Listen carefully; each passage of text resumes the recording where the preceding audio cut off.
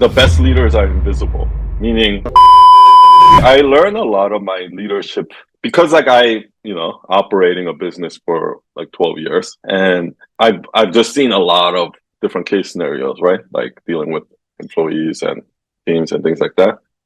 And then I watched Jocko Willink, the Navy SEAL guy slash podcaster, and I watch a lot of his little YouTube clips where he talks about specific things. Like an example question would be something like, "Oh, I just got assigned to a team as a leader, but I'm the youngest one there. How do I gain the respect of my team?" Like things like that, right? So people asking questions like that, I'm like, "Oh, that's a good question," and I'll watch it. Or like, he talks about extreme ownership, right? I talked about yesterday, like everything is your fault, right? And then people will ask you like, "Yeah, but what if it's really not my fault?" Like, and then they'll give a scenario or something like that. So I watch those videos. I'm like, holy shit, like that.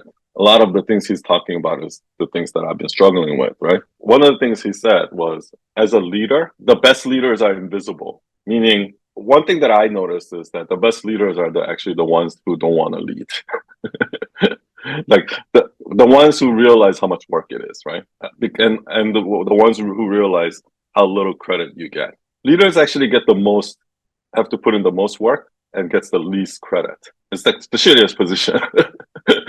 So if somebody wants that, that means they either number one, they really care, or number two, they got a wrong idea of what leadership is. Right?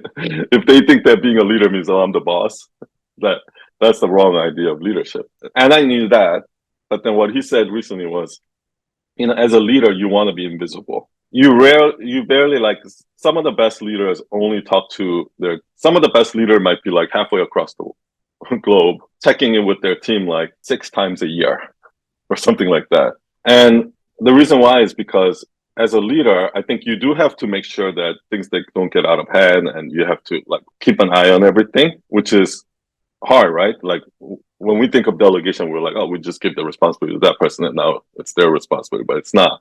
Even if you delegate it, you still have to stay on top of it and see what's going on without telling them what to do.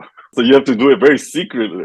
Like you have to do it secret. If you're giving them an advice, you have to make this advice seem like they came up with it on their own, not that you gave to them, right? So in most organizations, the best led organizations, if you ask the employees or team, like, is so and so a good leader? Or like, they'll just be like, oh yeah, pretty good.